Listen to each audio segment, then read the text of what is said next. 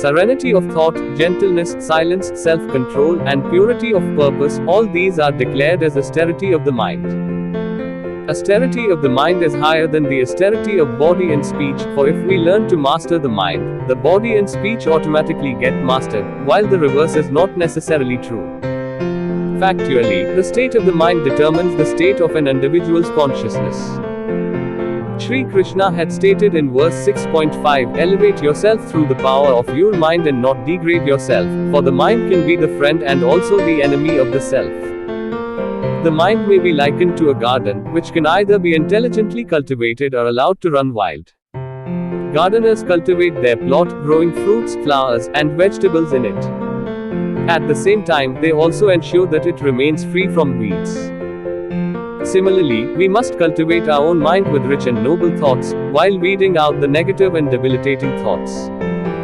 If we allow resentful, hateful, blaming, unforgiving, critical, and condemning thoughts to reside in our mind, they will have a debilitating effect on our personality.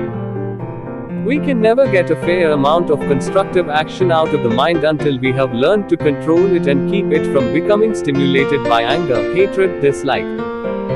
These are the weeds that choke out the manifestation of divine grace within our hearts.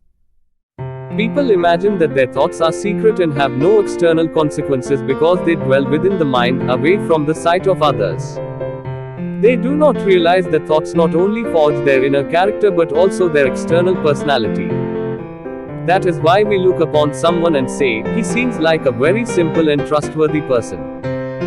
For another person, we say, she seems to be very cunning and deceitful. Stay away from her. In each case, it was the thoughts people harbored that sculpted their appearance. Ralph Waldo Emerson said, there is full confession in the glances of our eyes, in our smiles, in salutations, in the grasp of the hands. Our sin bedaubs us, masks all the good impressions. Men do not know why they do not trust us. The wise glasses the eyes, demeans the cheek, pinches the nose, and writes, "Oh fool, fool," on the forehead of a king. Another powerful saying linking thoughts to character states, watch your thoughts, for they become words. Watch your words, for they become actions. Watch your actions, for they become habits. Watch your habits, for they become character. Watch your character, for it becomes your destiny. It is important to realize that we harm ourselves with every negative thought that we harbor in our mind. At the same time, we uplift ourselves with every positive thought that we dwell upon. Henry Van Dyke expressed this very vividly in his poem, Thoughts Are Things. I hold it true that thoughts are things. They're endowed with bodies and breath and wings.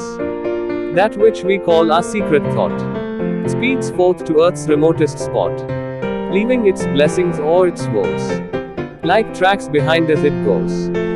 We build our future, thought by thought. For good or ill, yet know it not. Choose, then, thy destiny and wait.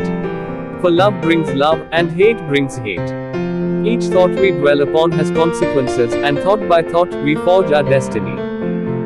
For this reason, to weed the mind from negative emotions and make it dwell upon the positive sentiments is considered austerity of the mind.